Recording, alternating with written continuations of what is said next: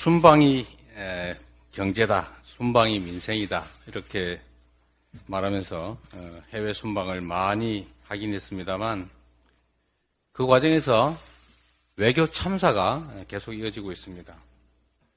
외교 참사뿐만 아니라 그게 안보 참사로 이어지고 있습니다. 국가 간의 정상 외교 일정을 사나흘 전에 갑자기 취소하는 거 참으로 보기 드문 일입니다. 그런데 기가 막힌 것은 왜 취소했느냐에 대해서 북한의 도발 우려 때문이다 이런 표현을 했다고 합니다. 저는 핑계를 댄 것이 아닐까 생각을 합니다만 핑계를 대도 댈 핑계가 따로 있지 어떻게 국가 안보를 걸어서 정상 외교를 갑자기 취소한 이유로 만들 수가 있습니까? 해외 투자자들 입장에서 보면 아니 국가 정상 외교를 갑자기 취소했는데 그 이유가 북한의 도발 우려 때문이라면 바로 남침이라도 하는 거 아닌가 이렇게 생각할 수밖에 없지 않습니까? 이런 문제들이 경제에 미치는 영향이 얼마나 큰지 조금만 생각해도 결코 할 수 없는 얘기입니다. 정말로 해외 순방이나 정상 외교를 포기해야 될 만큼 북한의 도발 우려가 큽니까? 그런 정도라면 대한민국 경제가 대체 어떻게 되겠습니까? 이런 행위 자체가 민생과 경제를 위한 순방 외교가 아니라 민생과 경제를 망치는 행위이다라는 점을 분명히 말씀을 드립니다.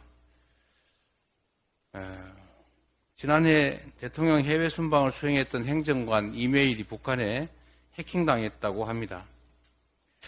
문제는 이런 시스템상의 문제를 개인의 부주의이 문제다라고 하면서 무마하려고 하는 대통령실의 인식이 정말로 문제입니다. 지금 이런 식으로 개인 부주의라고 하면 앞으로도 계속 반복될 수밖에 없지 않습니까? 이러다 보니까 대한민국 안보가 구멍이 숭숭 나는 것입니다. 안보에 구멍이 뻥 뚫린 거예요. 이 얘기도 해야 될 것 같습니다. 영부인의 디올 명품백 논란 그 자체도 참으로 기막힌 뇌물수수 의혹이지만 사실은 그 이면에 있는 문제가 더 심각합니다. 국기문란 그리고 안보 붕괴를 보여주는 사례라는 것입니다. 외부인이 확인도 안 되는 물체를 가지고 영부인을 몰래 만날 수 있다라는 사실은 국가 시스템의 치명적 결함을 보여주는 것입니다. 이건 박절했느냐, 박절하지 않았느냐의 문제가 아닙니다. 그 이상으로 국가 안보에 구멍이 난 대표적 사례라는 것입니다. 이번 일을 망가진 시스템과 국가 안보의 복구 기회로 삼아야 합니다.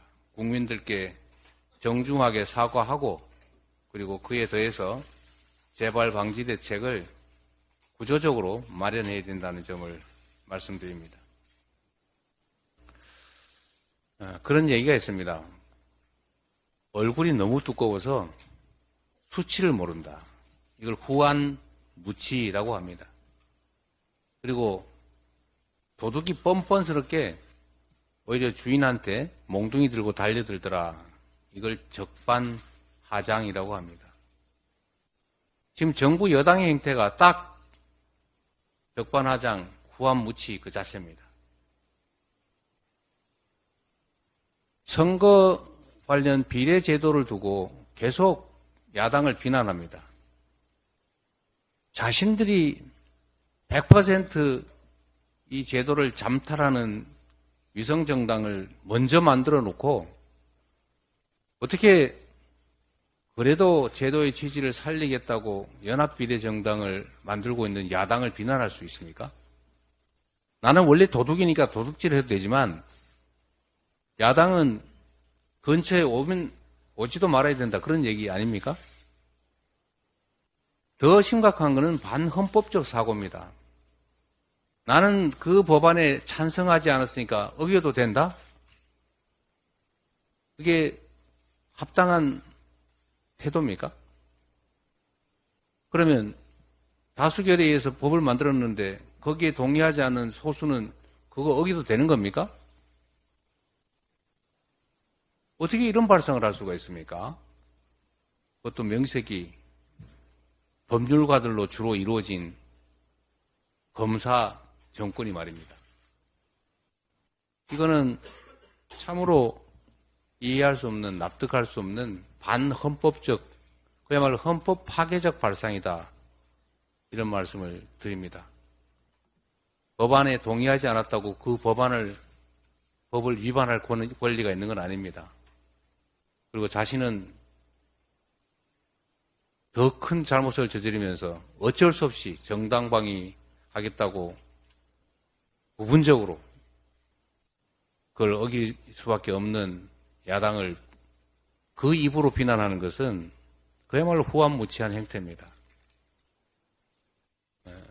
특히 정부 여당에 이런 국민을 기만하고 내가 무슨 소리를 해도 괜찮겠지라고 하면서 이 초등학생들도 동의하기 어려운 그야말로 막말을 쏟아내는 이런 행태는 자중되어야 되겠다 그런 말씀을 드립니다.